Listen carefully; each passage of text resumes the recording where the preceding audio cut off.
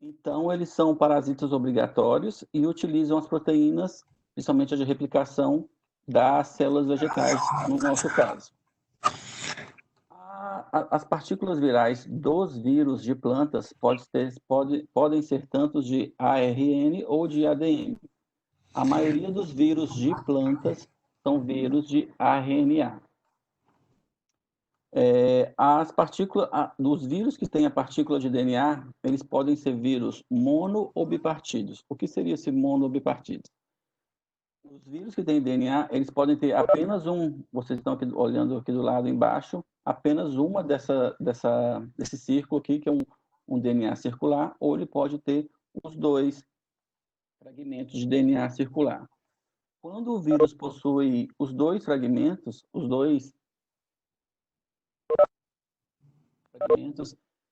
eles precisam dos dois para infectar a planta, porque nesse exemplo, o DNA ele carrega alguns genes para infectividade, reconhecimento do hospedeiro. O DNA-B ele carrega genes relacionados aos vetores, relacionado à translocação do vírus na planta. Então, se um vírus entrar na planta sem desses dois componentes, ele não consegue desenvolver uma doença muito agressiva. Já foi realizados vários testes onde foi verificado que apenas um deles não causa uma doença tão agressiva, quando comparado com os dois. Aquilo que eu falei para vocês anteriormente, porque eles são filtráveis. Aqui eu faço uma comparação do tamanho das partículas virais. Essa que está maior aqui é uma bactéria e as menores são partículas de vírus, mostrando que eles são estruturas muito pequenas. E eles são observados apenas no microscópio eletrônico, principalmente no microscópio eletrônico de transmissão, onde a gente consegue ver essas partículas e o formato dessas partículas.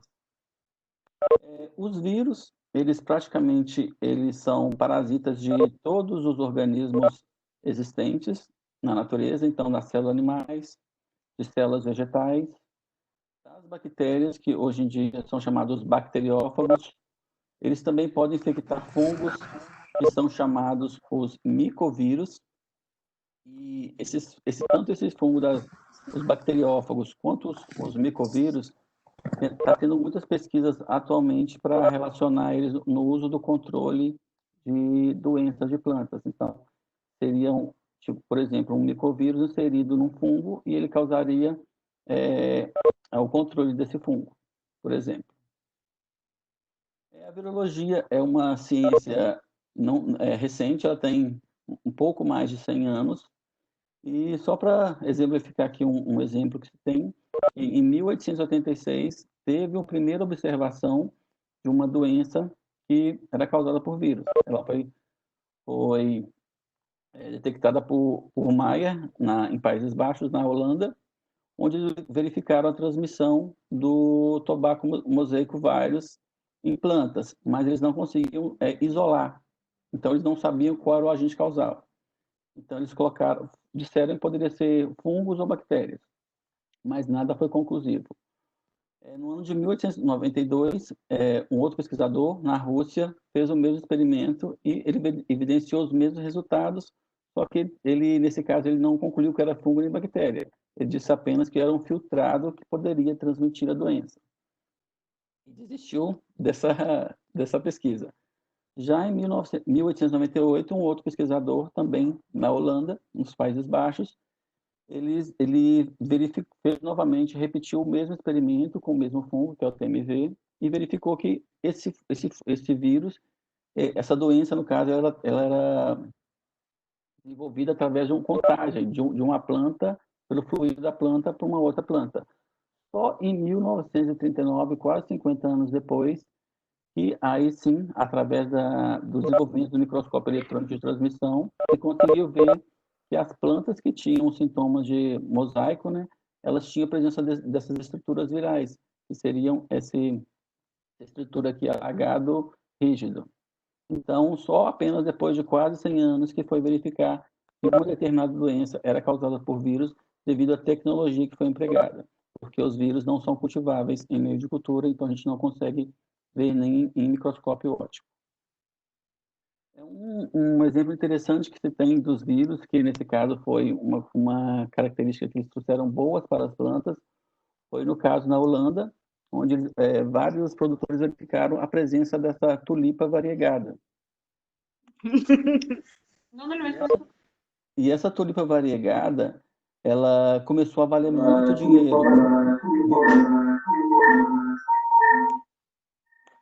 Bulbos dessas tulipas, no ano de 1650, eles eram trocados por 4 toneladas de trigo, 8 toneladas de cevada, 4 boi gordos, então ela valia bastante. Mas só em 1926 que foi descoberta que essa descoloração que tem, toda essa variegação de cor, ela era causada não pelo genótipo da tulipa, mas sim por um vírus, que é o chamado de Tulipa Brachiovirus. Então é um vírus que ele causa essa mudança de cor, mas ele não causa muitos danos no caso, para a tulipa. Então foi um caso muito especial que na maioria dos casos de virologia se falam desse caso das tulipas que foram contaminadas com os potivírus. A morfologia dos vírus, elas são variadas, então elas podem ser, as estruturas podem ser o alargado rígido, o alargado flexível, isométrico, que são formas indefinidas, e tem o icosaedro gêmeo imperfeito, que principalmente são os gemilivírus, que são essa estrutura que eu estou passando aqui, onde está o mouse, que ela tem uma do lado da outra, que são os principais, hoje em dia, os principais viroses que têm acometido aqui, principalmente no Brasil, a solanácea. Então, em termos de taxonomia e nomenclatura do vírus, existe um comitê internacional de taxonomia de vírus, onde eles caracterizam os vírus de acordo com o DNA, os hospedeiros, o tipo de DNA, a forma da molécula, e os vírus, eles têm toda uma questão da nomenclatura para a relação do nome científico, por exemplo. Então, para as espécies de vírus, os nomes científicos não são em latim, são em inglês. E se começa com o primeiro nome, é o nome do hospedeiro de onde foi isolado, foi encontrado o vírus pela primeira vez. Por exemplo, aqui tem o tobaco, depois vem o sintoma, que é característico desse vírus, que é o mosaico, e por último, a palavra vírus. Então, sempre em nomes científicos de vírus vai ter a palavra vírus no final. Então, outro exemplo é o tomato, que causa esse curvamento das folhas, vírus. Prunus, que causam enanismo nas plantas de pêssego, Duarte, vírus. Então, estes são nomes que são dos vírus científicos que são usados no mundo inteiro, então, onde as pessoas podem, então, reconhecer que determinado qual vírus é aquele. Mas o nome da doença pode ser traduzido para qualquer idioma, mas o nome científico, não, ele tem sempre está em inglês, e muitas vezes vem as letras, os acrônicos na frente. Por exemplo, TMV, o do tomato leaf curvavirus seria tomato, TLCV. Então, esses são alguns exemplos de termos de nomenclatura e taxonomia dos vírus. Existem atualmente mais de 1.400 e poucos vírus que são reconhecidos por causar doença em plantas. No Brasil, existem mais de 200 e alguns vírus que já foram relatados no Brasil que causam doença em plantas. Os principais gêneros de vírus que causam doenças, principalmente o begomovírus, potivírus, o vaginavírus e o mastrevírus, que causam principalmente doenças na batata doce, na papa doce, torradovírus, curtovírus, topocovírus e alguns outros vírus. A transmissão dos vírus, os vírus eles têm que entrar nas plantas por ferimentos. Então, uma das maneiras de ter essa transmissão é através do contato de folhas com folhas, a parte do crescimento das raízes pode ter algum ferimento, os vírus podem também entrar pelas raízes. Também por práticas culturais de transplante, de amarrio, de poda, até mesmo na colheita pode causar algum ferimento, e esses ferimentos ser portas de entradas para os vírus. Existem alguns vírus que são transmitidos por sementes, mas não são todos, são poucos os vírus que têm essa transmissão por semente. Uma maneira que tem sido muito responsável pela propagação dos vírus do mundo é através de mudas, né, tubérculos, bulbos, estacas, com a presença do vírus, que são levados para regiões onde não existem, ou são chamadas as pragas quarentenárias, são levadas através de ramas, tubérculos e bulbos para outros locais. E a transmissão também pelo enxerto, que também é uma maneira de se propagar as plantas. Outra maneira, através das plantas hospedeiras, hoje em dia está tendo vários estudos, atualmente está tendo vários estudos de verificação de que plantas que podem estar hospedando vírus e também vetores.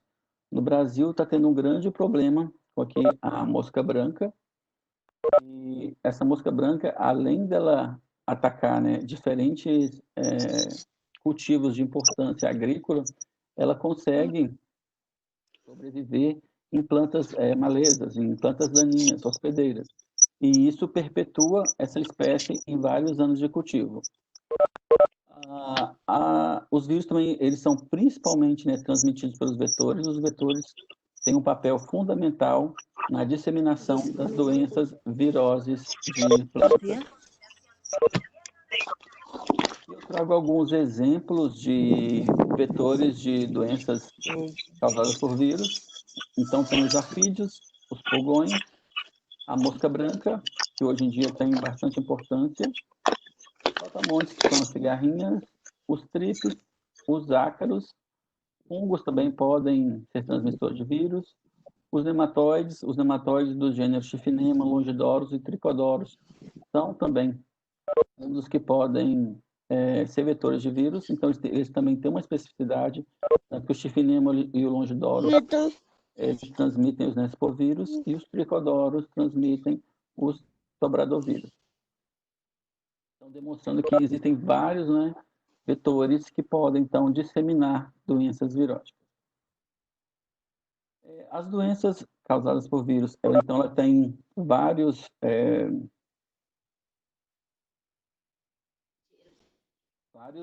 mecanismos que podem ser utilizados. Então, para causar a doença, precisa ter um ambiente favorável, principalmente um ambiente favorável para o vetor. Então, principalmente quando tem uma altas temperaturas e uma época mais seca, que favorece o desenvolvimento dos vetores, se observa também um maior número de ocorrência de viroses. As plantas suscetíveis e também as plantas hospedeiras. Então, esse conjunto de características, vetores, meio ambiente e plantas e vírus que causam doenças são um dos fatores que desenvolvem mais ou menos as doenças. Então, em relação aos sintomas causados por vírus, eles são variáveis, mas o principal sintoma assim, da maioria dos vírus de plantas são os desvios de cor, que principalmente são chamados, antigamente eram chamados de amarelos, hoje em dia tem os mosaicos. Os mosaicos são essa descoloração, né, amarela, e fica essa coloração amarela e verde na planta. Então, é bem comum esse sintoma de planta. Quando a gente observa mosaico, a gente já tem uma impressão que já é o vírus. Então, existem diferentes tipos de mosaicos com tonalidades diferentes.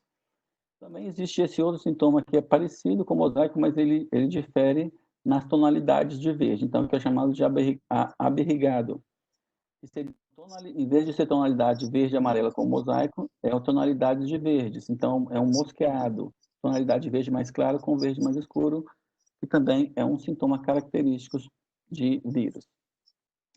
Tem o amarelamento, que nesse caso é o amarelamento da planta inteira, não somente de algumas regiões. Então, com o desenvolvimento da doença e a infecção do vírus, a planta vai ficando toda amarela. Alguns vírus também podem causar esse sintoma de mancha de anilo, essas manchas anelares nas folhas, nos frutos, na papaya, no fruto da papaya também tem esse sintoma anelar e essa foto bem bonita, uma foto bem bonita mostrando também que pode ocorrer também o amarelamento somente das nervuras, porque os vírus eles ficam principalmente no floema. Além dos sintomas em relação à alteração de cor, os vírus também podem causar sintomas em relação a deformações nas plantas. Então, aqui temos um exemplo, que é o enanismo. As plantas não se desenvolvem, ficam plantas pequenas. Aqui, uma comparação de uma planta saudável e de uma planta com a presença do vírus. Então, a planta não se desenvolveu e, além disso, apresentou, né, esse mosaico aqui nas plantas.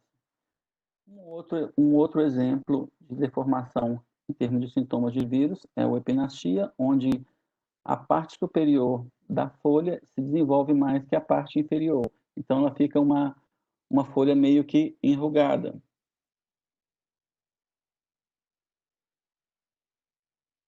Além do que eu mostrei para vocês, então, vamos só repassar aqui.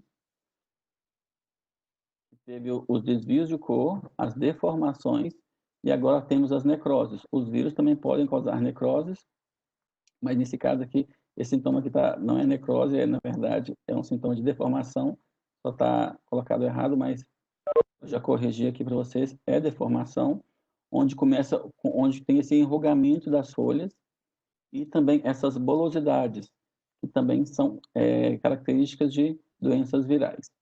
Uma questão interessante é que muitos vírus podem estar cometendo uma mesma planta, que é chamado de infecção mista. Então, pode apresentar sintomas diferentes ou os dois sintomas juntos, e daí fica um pouco difícil de se verificar qual vírus está atacando. Essa é uma das grandes dificuldades da virologia de plantas.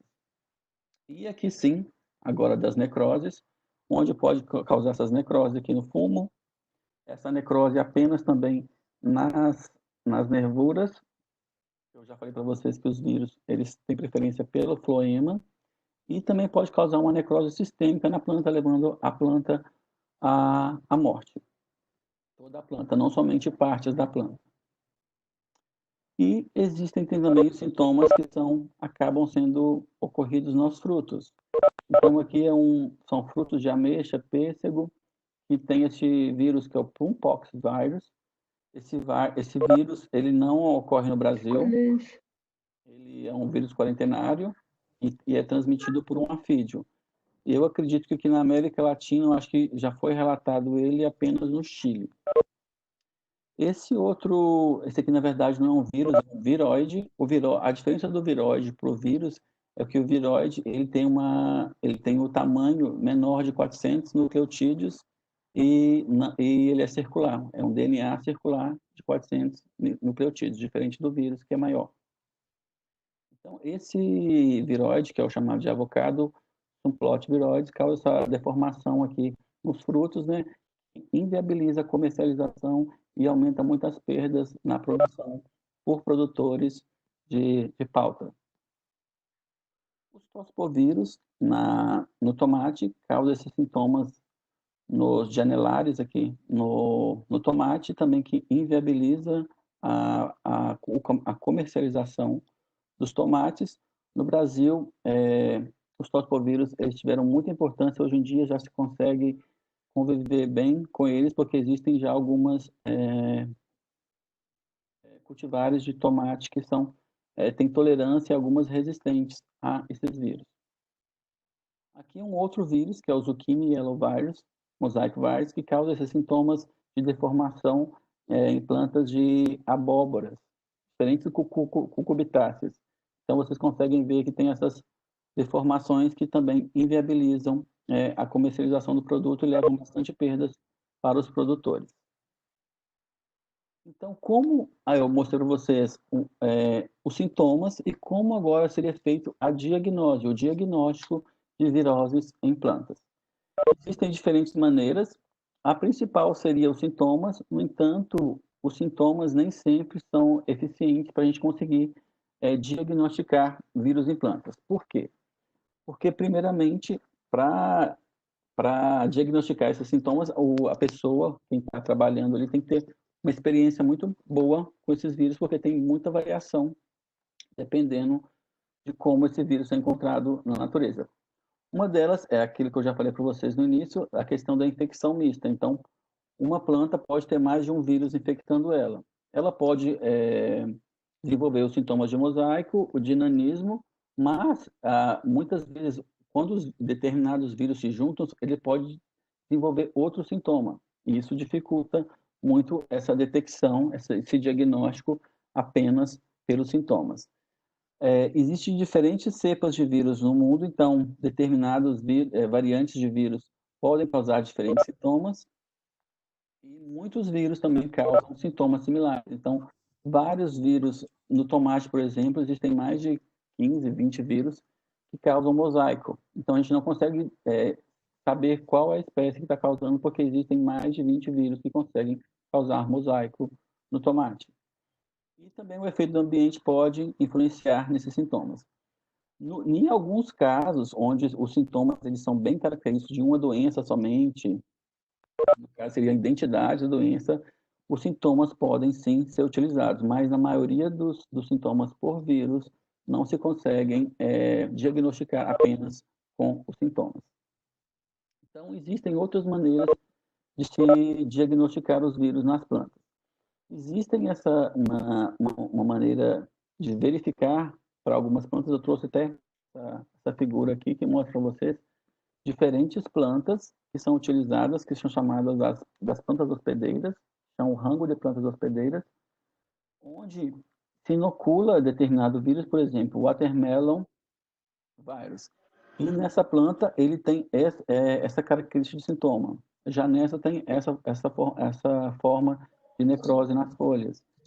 E, por exemplo, na Vigna sinensis não apresenta nenhum sintoma.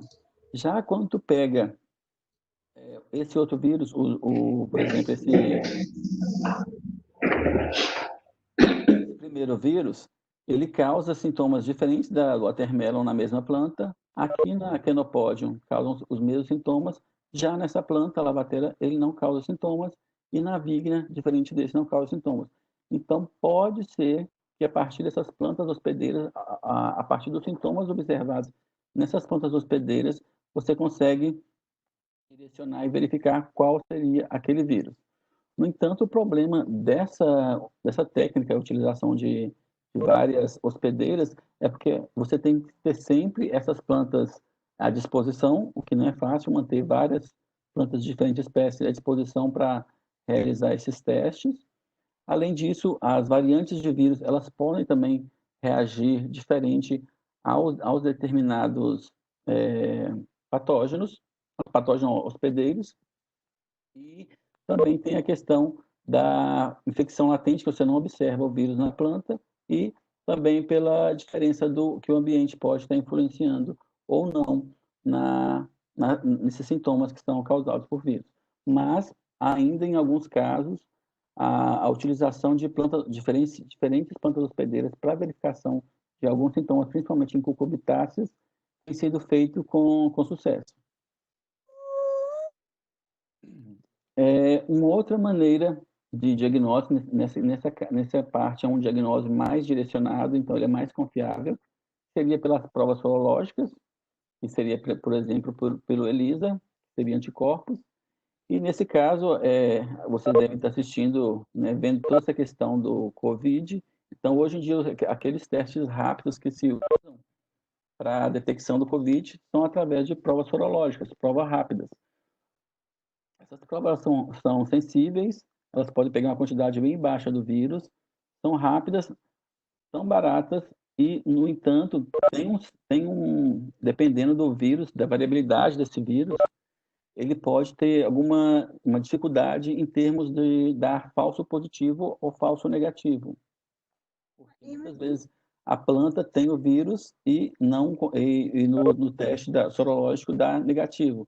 Mas isso pode ser devido à variabilidade do vírus, que tem uma alta variabilidade. Ou, no caso, quando o vírus está no início ainda da infecção, tem uma quantidade muito baixa, a ELISA não consegue pegar. Então as provas sorológicas, elas ainda são bastante utilizadas, mas elas começaram a ser deixadas de ser utilizadas principalmente com a chegada da molecular, né?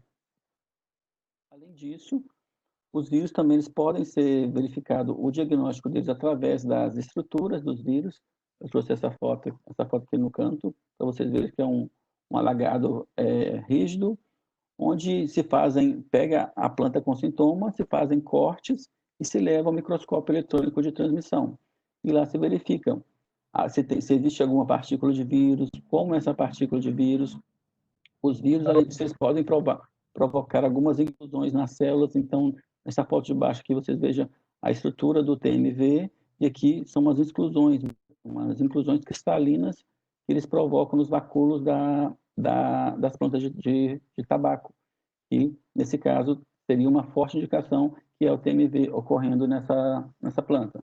Então, existem diferentes mecanismos de se diagnosticar doenças de vírus. Muitas vezes não se usa somente um, se usam vários para se confirmar qual é o vírus que está causando aquela doença.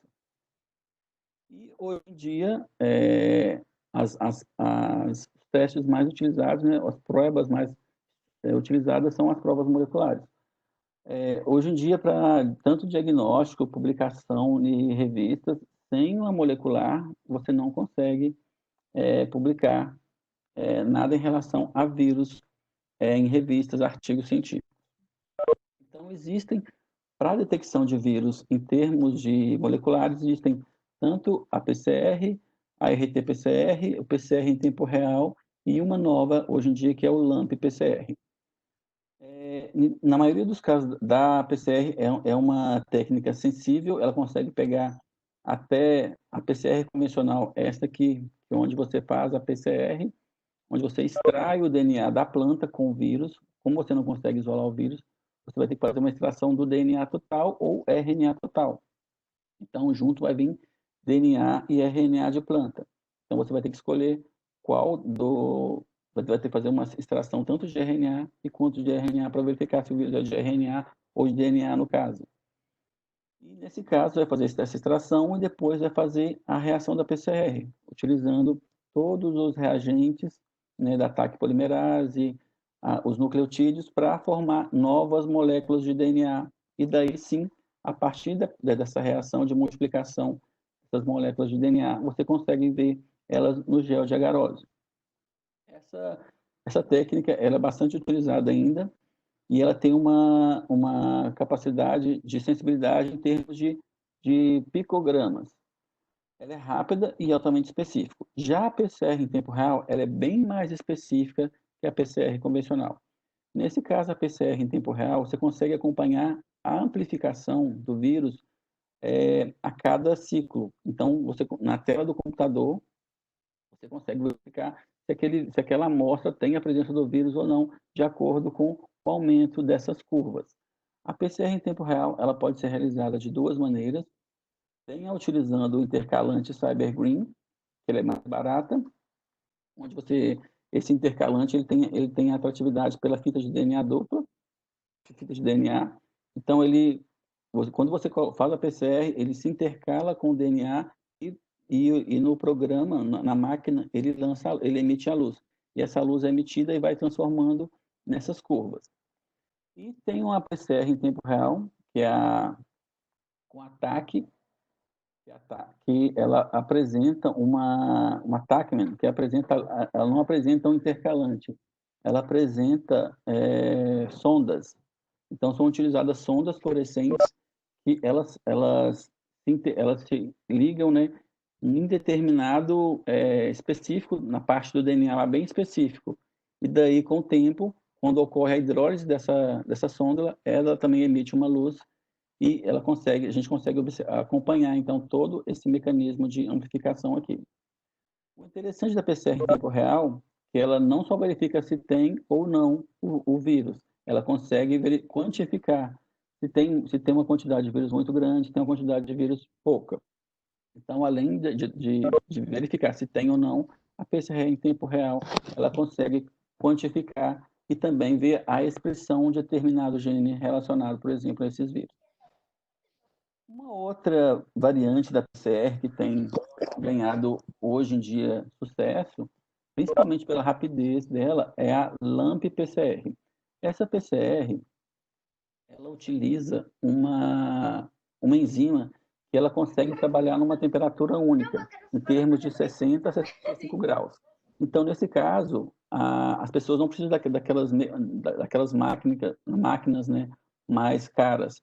Num banho-maria, numa temperatura de 60 a 65 graus, durante 1 hora, já se consegue verificar, fazer a amplificação e verificar se tem ou não o vírus em determinada amostra.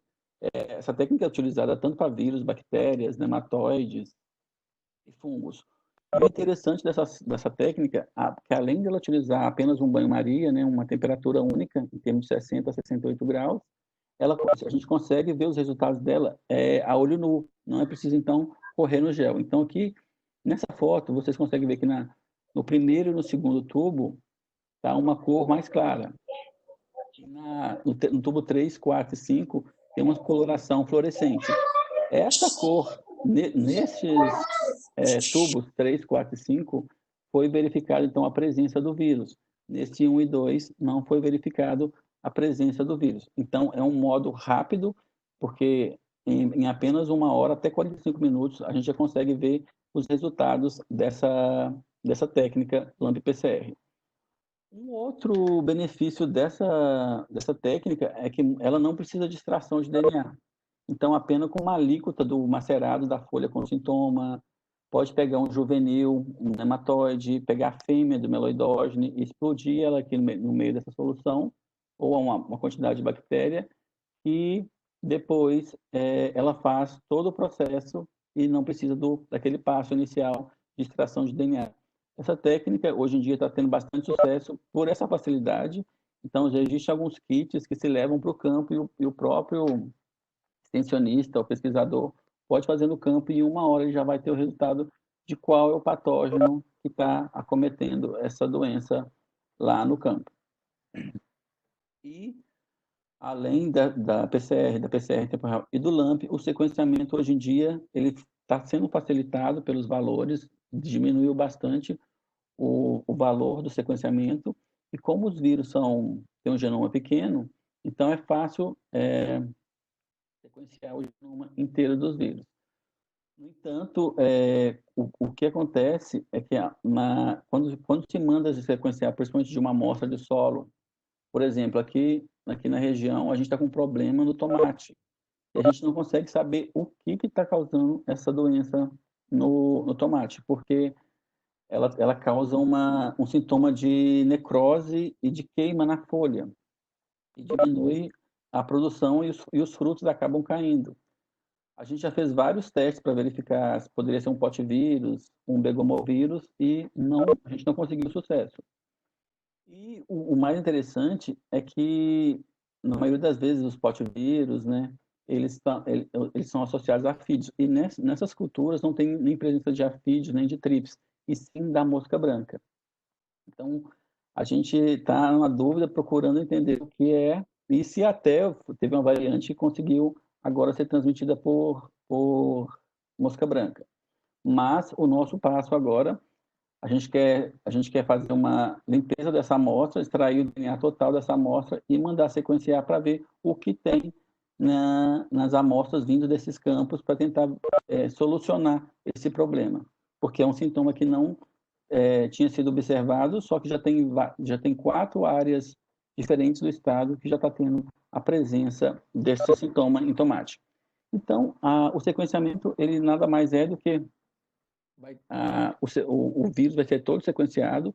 Então, quando o vírus é sequenciado, as empresas enviam para a gente esses picos aqui com os vírus e toda essa sequência de nucleotídeos. E a gente coloca no banco de dados de vírus ou no GenBank, que é um banco de dados, de genomas, e a gente consegue verificar qual é aquele vírus. Se for um vírus novo, aí sim tem que propor para o ICTV, mandar toda a sequência, mandar sintomas, mandar vários requisitos que eles pedem para ser caracterizado uma espécie. Então, em termos de recomendação para controle, o controle, apesar da gente fazer todo esse diagnóstico, né, e o diagnóstico ser a maioria das vezes tem que se utilizar molecular, o controle dos vírus, ele não é curativo, né? Tem sempre a recomendação para controle de vírus, ela é preventiva. Então, a primeira medida seria a quarentena. Então, evitar que esses vírus entrem em áreas livres, evitar que determinado material vegetal venha de outro país ou de outra região com vírus. No Brasil, estamos tendo um problema nos citros, em que algumas regiões têm e outras regiões não têm. Então, nada de material de citros de uma região pode entrar nessa outra região com essa segurança para não ter essa disseminação de um vírus de uma área para outra. Apesar de muitos vírus não serem transmitidos por semente, alguns ainda são, então tem que tomar cuidado com as sementes livres dos vírus. As mudas também tem que ter toda essa preocupação, a enxertia de material livres de alguns vetores. E alguns vetores também podem vir com algumas mudas, né? Uma maneira, principalmente aqui no Brasil, que a gente está verificando com a presença das moscas brancas, é eliminar as plantas hospedeiras, porque elas podem, a mosca branca pode ficar nessas plantas hospedeiras durante o ciclo, e com isso aumentar a doença e sobreviver de um cultivo para o outro. Eliminar as plantas enfermas, as plantas doentes. Foi feito no Brasil para alguns anos atrás, foi feito isso para o vírus do mosaico anelar da papaya. Então, se eliminou mais de 9 milhões de plantas porque tinha a presença do vírus. Uma das maneiras mais eficientes de estar se evitando as doenças por vírus é através do controle dos vetores. Então, esse controle dos vetores ele pode ser feito por diferentes maneiras. Então, pode ser feito por controle biológico, utilizando inimigos naturais, por métodos químicos, ou por repelentes, ou por trampas ou armadilhas, né, como é mais conhecido. E, nesse caso do controle dos vetores, tem que se verificar principalmente o monitoramento desses vetores na lavoura, e não aplicar diretamente. É bom verificar através de monitoramento, porque muito se gasta aqui no Brasil com o controle químico de alguns insetos vetores. Pode ser feito também o cultivo protegido, ou também utilizar, no caso de algumas plantas, né, utilizar telados em volta dos pomares, principalmente para frutíferas, para algumas hortaliças, são utilizados algumas barreiras, né, para evitar que determinados afídeos ou moscas brancas entrem nesse cultivo. Uma das maneiras mais eficientes de se controlar os vírus é através de cultivares resistentes.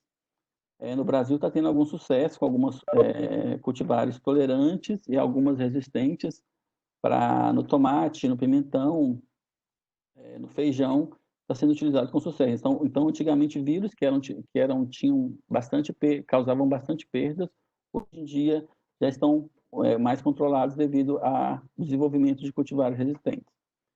A pré-imunização, ela funciona como se fosse uma vacina na planta, onde você inocula um vírus, uma variante desse vírus menos agressiva, que não causa sintomas, e essa pré-imunização, quando o vírus agressivo chegar na planta, a planta já vai estar com as suas defesas ligadas, né, e vai impedir, então, a infecção pelo vírus agressivo.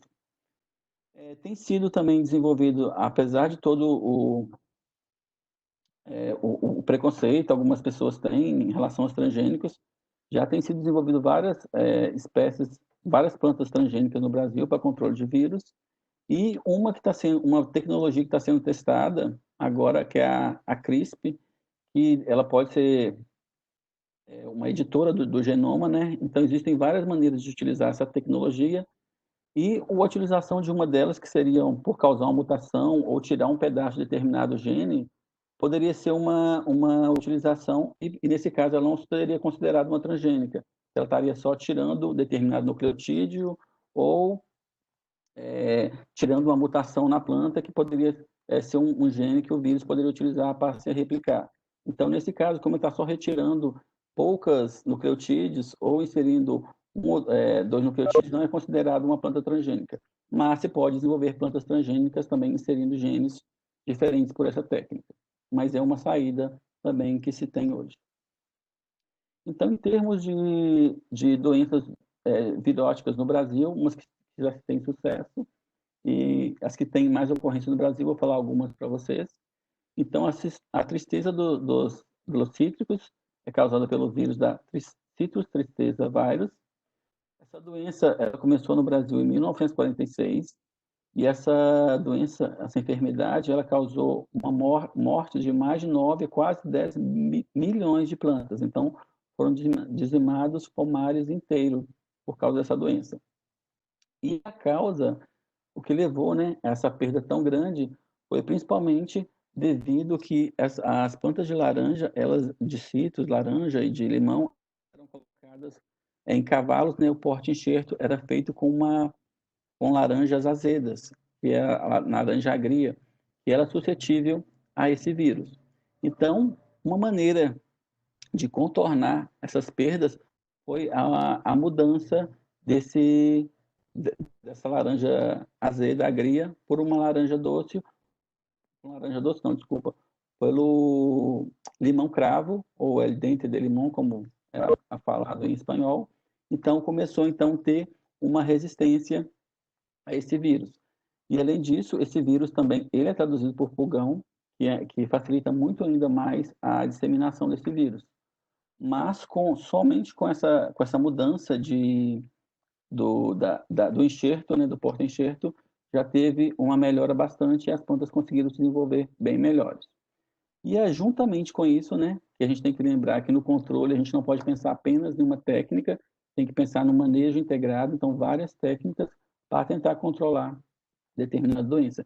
Então, nesse caso, teve a mudança do porta-enxerto de laranjas azedas por limão-cravo.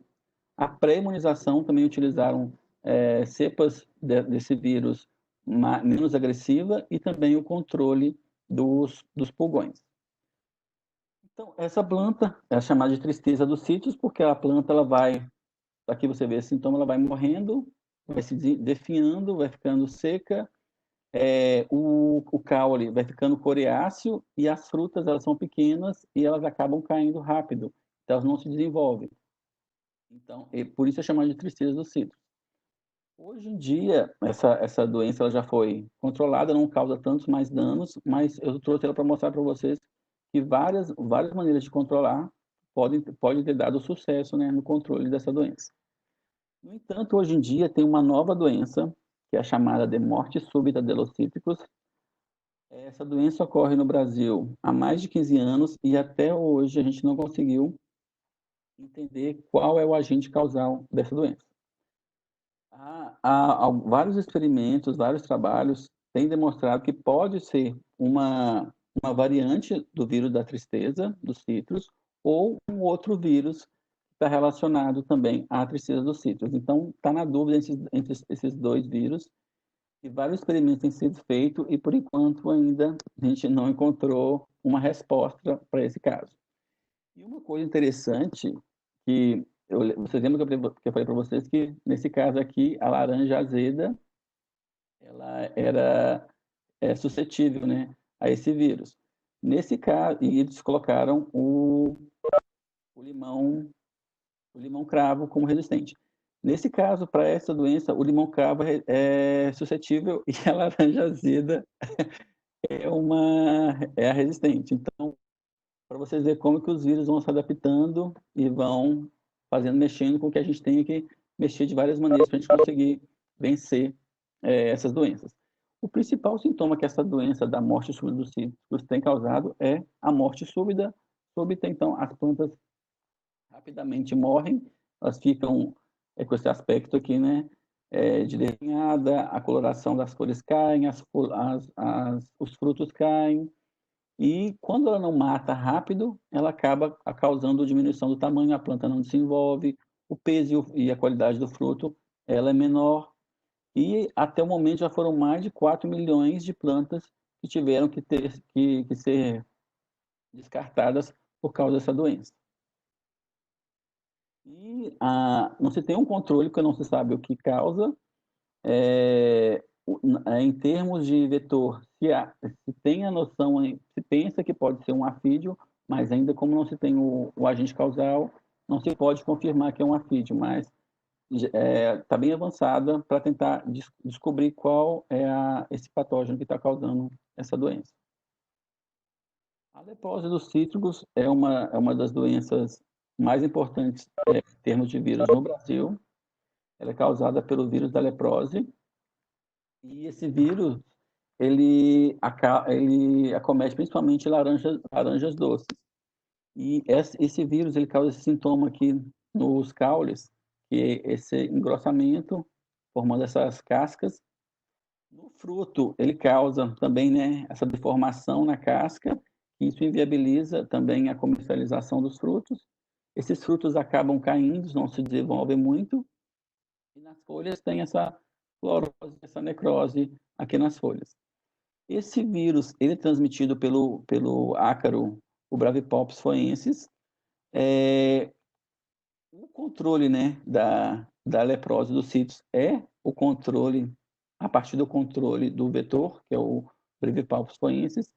E no Brasil, o que se gasta para controlar esse ácaro por ano é em torno de 60 milhões por ano, de tão importante que essa doença é e o tanto de problema que essa doença causa. Então, se aplica muito acaricida e esses custos para a produção chegam a quase 15% só para o controle do Brevipalpus foensis. As perdas, se não controlar o ácaro, né, o Brevipalpus, podem chegar até 100% de perda de toda o pomar de citros.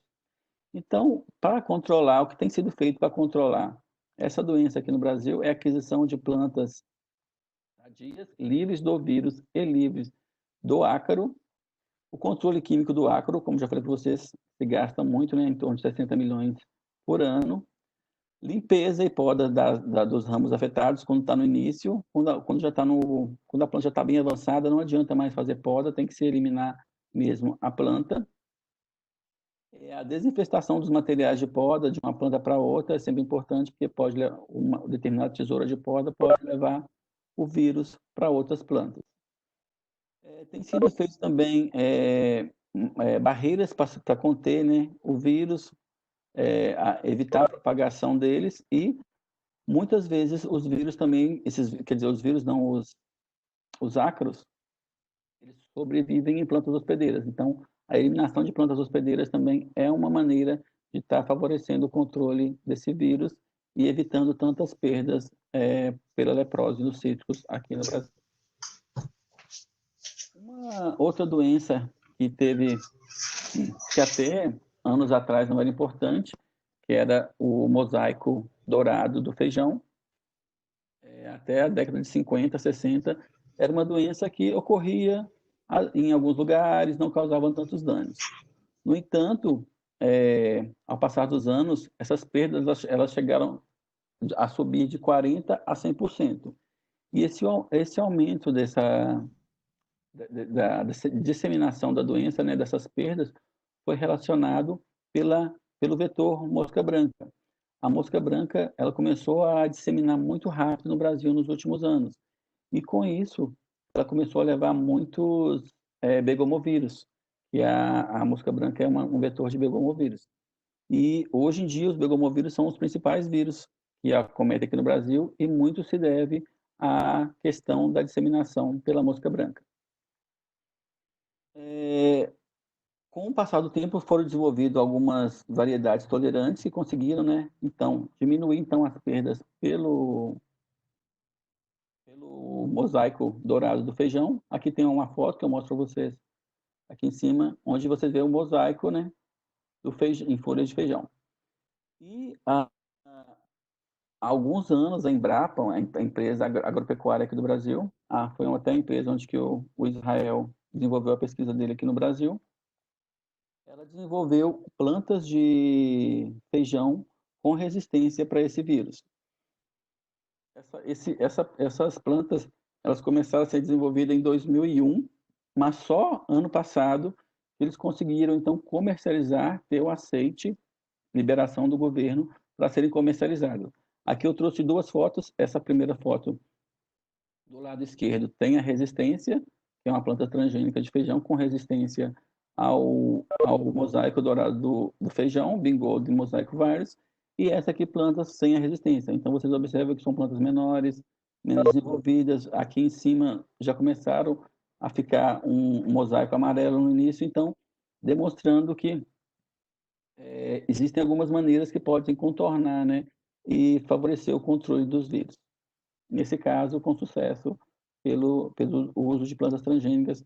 Nesse caso, foi utilizado o gene da enzima da replicase do vírus. Então, o vírus não consegue, quando o vírus penetra a mosca branca, leva o vírus para a planta, na planta o vírus não consegue se multiplicar.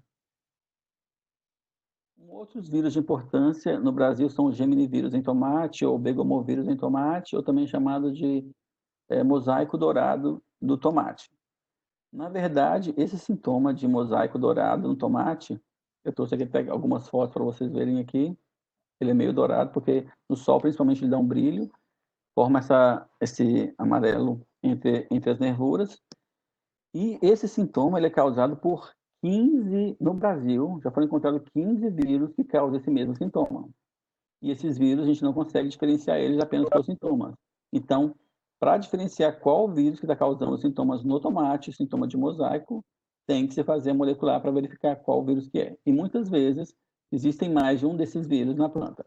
No Brasil, os principais que causam danos, né, no tomate, em relação ao mosaico, são esses dois primeiros aqui, Tomato Mottle Leaf Curler Virus e o Tomate Severigosum Virus. São os dois principais que ocorrem no Brasil e que causam maiores danos. Todos esses geminivírus, todos esses begomovírus aqui, eles são transmitidos pela mosca branca, e como eu falei para vocês, como teve nos últimos anos, nos 20 últimos anos, teve um aumento da disseminação da mosca branca, né? Então, esses vírus estão bem disseminados no país. Uma preocupação que a gente está tendo agora nos últimos anos em relação à mosca branca é que até então o Brasil tinha apenas 2 biótipos da mosca branca, o biótipo A e o biótipo B. Só que já foi encontrado agora em algumas regiões do sul, algumas regiões do Mato Grosso, a presença do biótipo Q. Esse biótipo Q, além dele ser resistente a vários inseticidas, então seria impossível controlar ele através de inseticidas, esse biótipo Q, ele é um transmissor de um outro vírus, que é o vírus mais importante do tomate, que é o Tomato Yellow Leaf Curly Virus, e esse vírus ele não ocorre no Brasil ainda. Então a gente tem uma preocupação dela poder trazer, de onde ela veio, ela poder ter trazido esse vírus. Então a gente está bem preocupado em relação a essa questão desse biótipo de mosca branca aqui no Brasil. Porque além dela ser resistente, ela pode trazer o vírus mais importante do tomate, que aqui no Brasil ainda não existe. E os sintomas, como eu já falei para vocês, são esse branqueamento das nervuras e a mudança de cores entre as nervuras. E as perdas por esses dois aqui no início é em torno de 70%. Hoje em dia diminuiu porque a gente conseguiu já alguns híbridos tolerantes. Então, aqui eu trouxe um exemplo de como seria o ciclo, né, do vírus no tomate. Então, seria um tomate doente, enfermo, ou de plantas daninhas, malezas, anfitriões alternativos com vírus. A mosca branca degusta, né, do floema dessas plantas, e esse vírus é persistente circulatório, então ela consegue transmitir esse vírus por um longo tempo para outras plantas sadias, então demonstrando essa disseminação rápida da mosca branca. E para o controle dessas doenças, do mosaico dourado do tomate, hoje em dia se utilizam híbridos tolerantes com esses genes TY, que são relacionados ao geminivírus, ao controle de geminivírus, impede que esses vírus multipliquem no tomate. O controle de vetor, sementes não, esses vírus não são disseminados por sementes, apenas aquele que eu falei para vocês lá, o TYLCV, que não ocorre no Brasil ainda, que é o mais importante, ele já foi relacionado à semente, então a gente tem uma preocupação ainda maior em utilizar sementes sadias, sem presença desse vírus, e o controle de plantas hospedeiras. O tomate, a batata, o pimentão, ele tem vários vírus que atacam eles. Então, aqui eu trouxe além dos begomovírus, tem os tospovírus e tem os potivírus. No Brasil, tem a ocorrência dos tospovírus, os 4.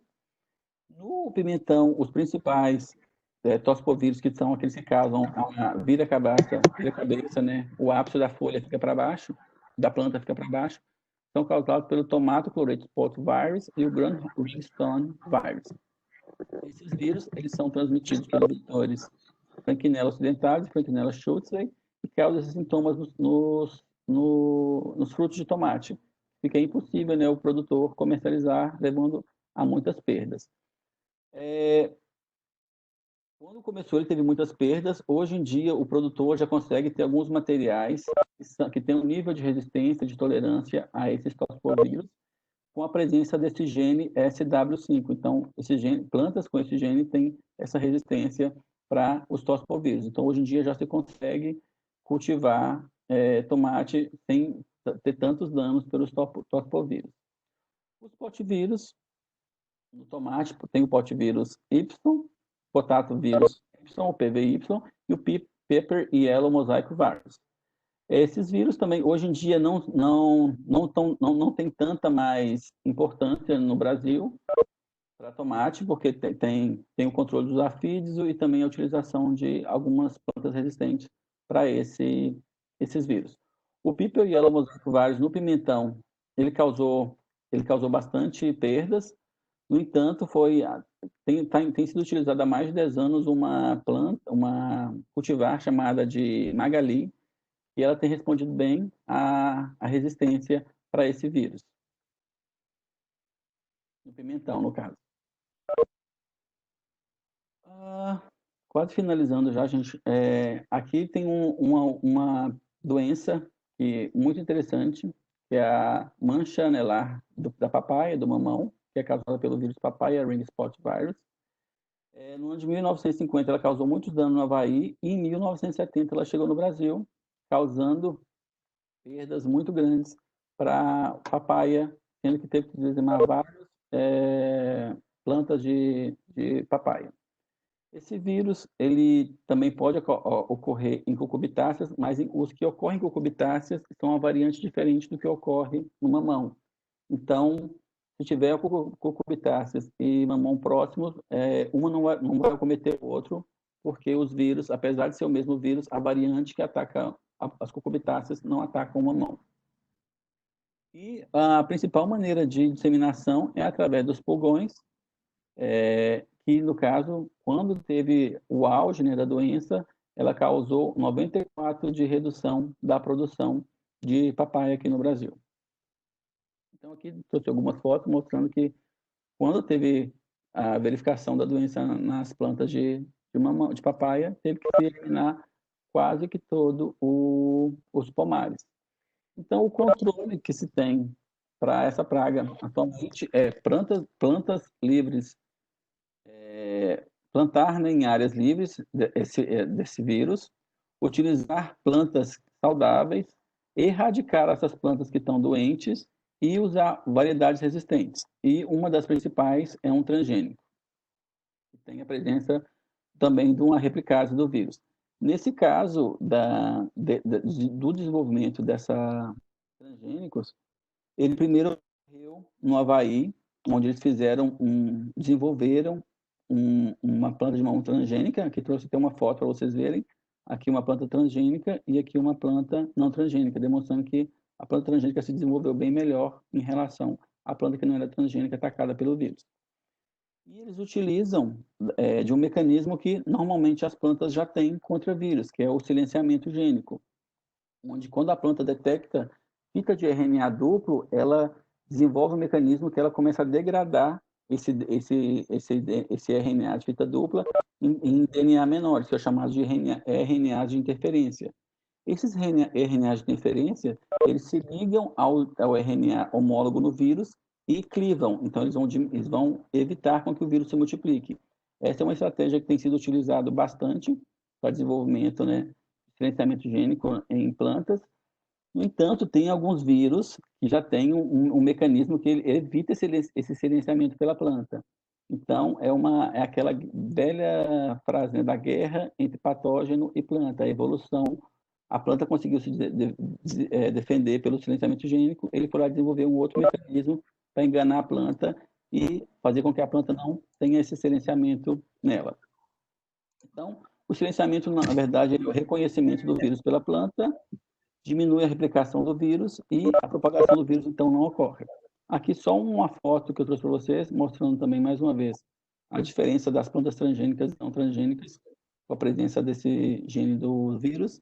E aqui uma planta um fruto de papaya com sintomas anelares causados por esse vírus, que causa muitos danos, né, e que inviabiliza também a comercialização dessas frutas, e os frutos ficam com preços menores.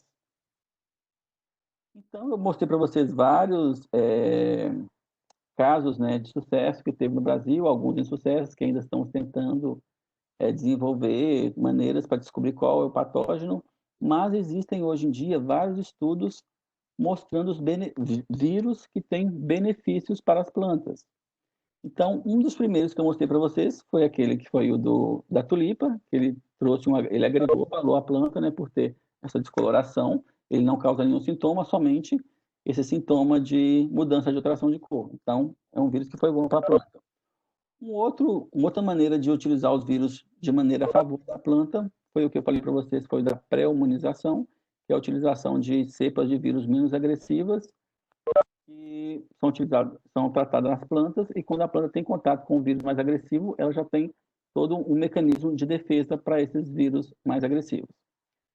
A utilização da sequência dos vírus também pode ser utilizada para desenvolver plantas transgênicas resistentes a diferentes doenças. E, ultimamente, está sendo bem utilizados os micovírus. Os que são os micovírus? Os micovírus são vírus que infectam fungos. Então, aqui tem uma foto, essa foto aqui no canto direito, a placa de cima tem um vírus infectado com um fungo infectado com vírus, e a de baixo um fungo sem o vírus. Então, vocês observam que o fungo com vírus ele não se desenvolveu bem.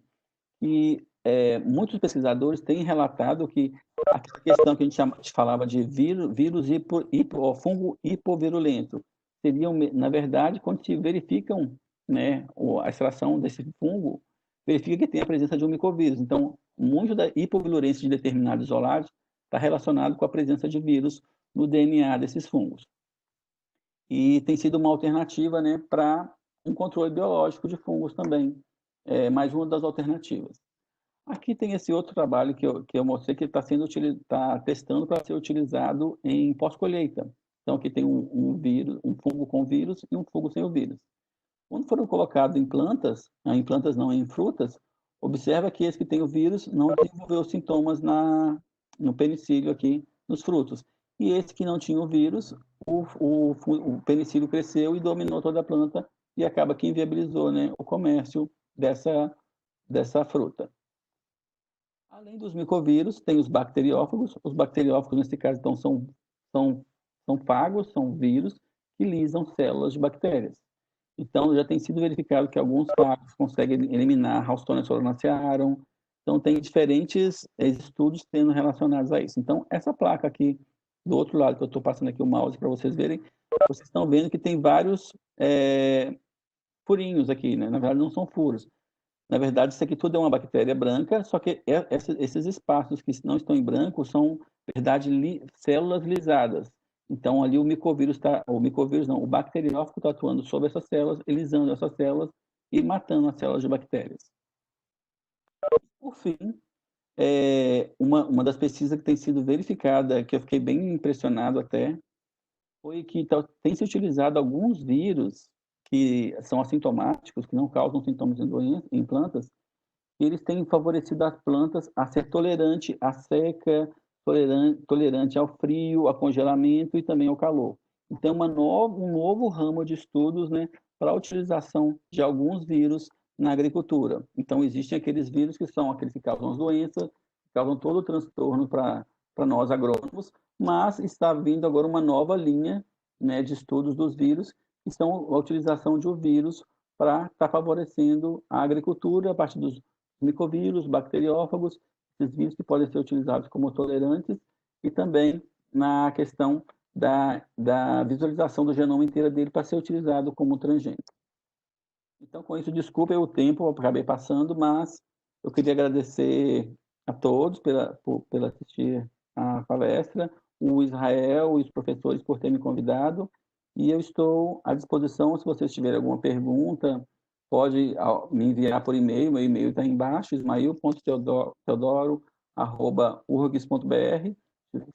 Se vocês precisarem de alguma apresentação, dessa apresentação ou de algum outro material, eu também posso enviar, é só vocês entrarem em contato. Então, muito obrigado, gracias. Muchísimas gracias, Ismael, por tu brillante presentación que tuvimos ahora. Definitivamente creo que ha elucidado bastante acerca de la problemática de los virus en los cultivos agrícolas, ¿no? En las diferentes regiones de nuestro país. Sin embargo, creo que es fundamental que nosotros sepamos de que no solamente tenemos a los virus como uno de los problemas muy serios en la agricultura, a pesar que no los llegamos a identificar correctamente, nosotros llegamos a saber por su sintomatología, al menos a deducir qué tipo de patógeno está atacando al cultivo agrícola, ¿no? Entonces, en ese sentido, te agradecemos bastante, Ismael, y ahora sí, dejo abierto a las preguntas de los diferentes asistentes que se encuentran en el webinar, ¿no? Y para el cual puedas tú absolver con las respuestas que tú veas por conveniente. Okay. Preguntas, por favor, si desean, pueden hacerlo a través del chat o habilitando su micrófono y pueden preguntarlo directo. Bueno, tenemos una pregunta acá, por ejemplo, de la señorita María Elizabeth Reyes, Córdoba. Ella pregunta, ¿no? En función a los síntomas, ¿podría diferenciarse un virus de ADN de un virus de ARN? Não, impossível essa comparação, essa diferenciação de sintomas.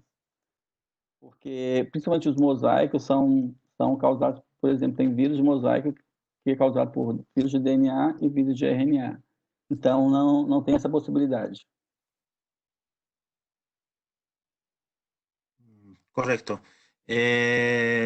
Entonces, los virus de ADN que estamos hablando se daría especialmente en los mosaicos, ¿verdad?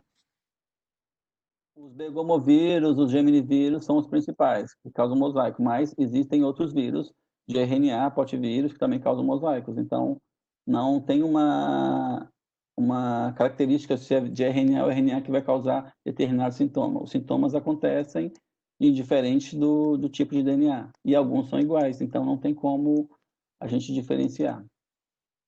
Mas alguns vírus, a gente consegue, por exemplo, vira-cabeça, por exemplo, é um toxipovírus. Então, a gente consegue verificar que é um toxipovírus. Mas saber se é DNA, RNA, não, isso não tem como. Correcto. Tenemos otra pregunta también que nos hacen por el chat. Indican, ¿no? ¿Cuál sería el papel del virioma de las plantas? Sim, então, hoje em dia está bem na moda essa questão de microbioma, virobioma.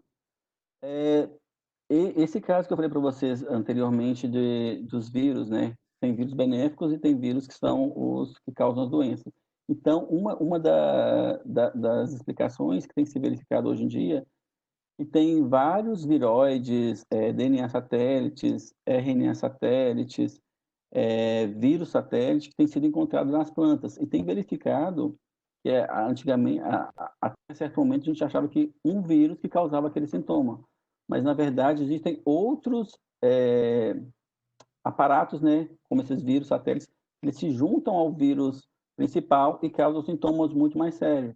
Então, tem sido verificado nessa virioma, como é dito, Por exemplo, se eu isolar um vírus de determinado vírus satélite, ou de DNA satélite, ou de um RNA satélite, o vírus não consegue ser tão agressivo.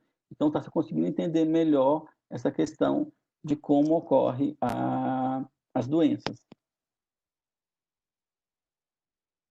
Correcto. Tenemos otra pregunta. En el diagnóstico de los virus, ¿es necesario contar con todas las pruebas de ELISA, moleculares, secuenciación y microscopía electrónica? Não. Hoje, eu só trouxe todas porque existem laboratórios que têm capacidade de ter a molecular, tem uns que não têm, tem uns que têm acesso apenas ao ELISA, então eu trouxe diferentes maneiras de se detectar. Mas quando você está fazendo um novo vírus, encontrou um novo vírus, aí você tem que fazer diferentes provas, sim. Aí você tem que fazer molecular, sequenciamento, fazer a parte da ver a molécula no microscópio. Mas em termos de diagnose, não precisa. É só uma somente já seria válido. Correcto. Eh,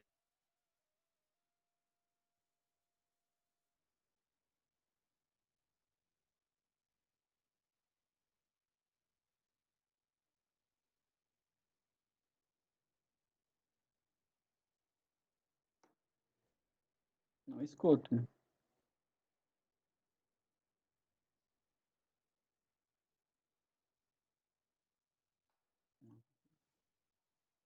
Israel, não te escuto.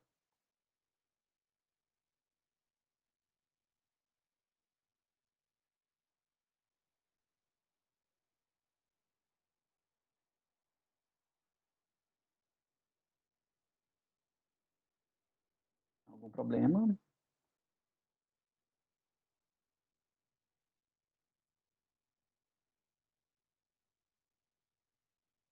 Sim, quando se faz o estudo do virioma, tem que fazer a metagenômica. Você tem que pegar todo o material que tem genético, tanto de RNA e DNA, e fazer a metagenômica. Depois desse sequenciamento total, né, de todo o genoma, se faz a montagem e verifica o que tem de vírus, o que tem de... na verdade, ele vai sequenciar tudo. Você pode pedir um sequenciamento total e ele vai poder te dar quais vírus que tem ali naquela sua amostra, mas se passa pela metagenômica. Hoje em dia está muito sendo estudado até a questão da evolução dos vírus. Graças.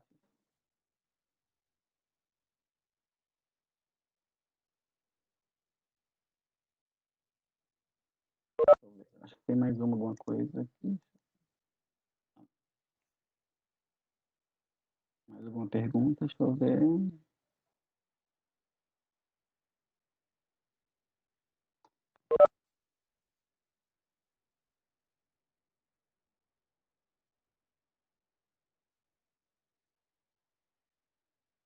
Só um minuto, estou lendo aqui. A produção de carica papai a favor da limitante para o vírus da mancha no ar. Qual seria a alternativa para combater essa enfermidade?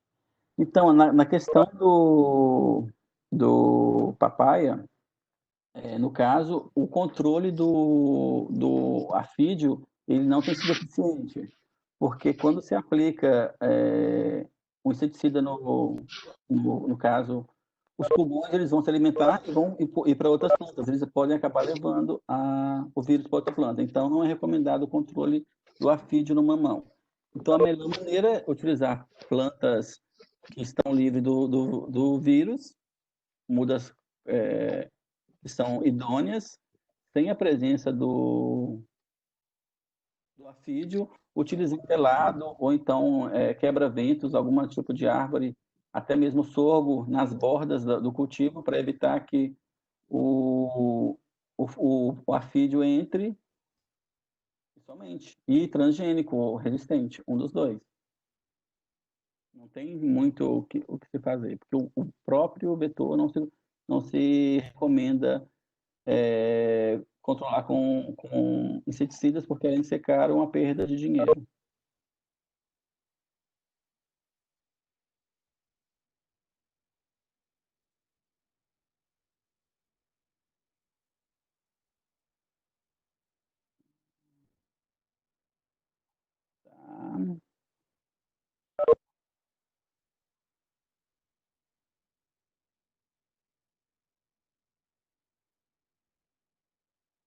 E se vocês tiverem Correcto, Ismael. Oi. ¿Alguna otra pregunta, por favor?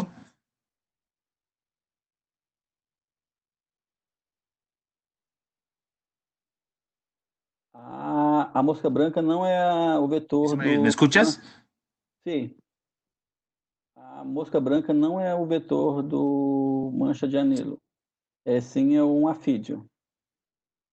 E a morte súbita também, a morte súbita é um afídeo também, mas não se, eles não ainda não tem não, como não se sabe ainda qual é o agente causal, não se sabe qual seria o vetor, mas a princípio, pelo que tem se observado nas lavouras, a presença do afídeo, então poderia ser o afídeo, nos dois casos que você perguntou.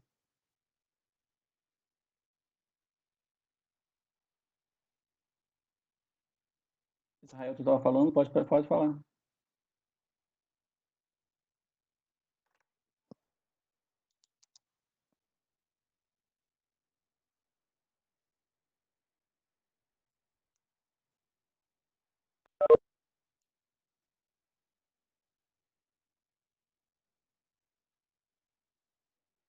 Isa, alguma pergunta?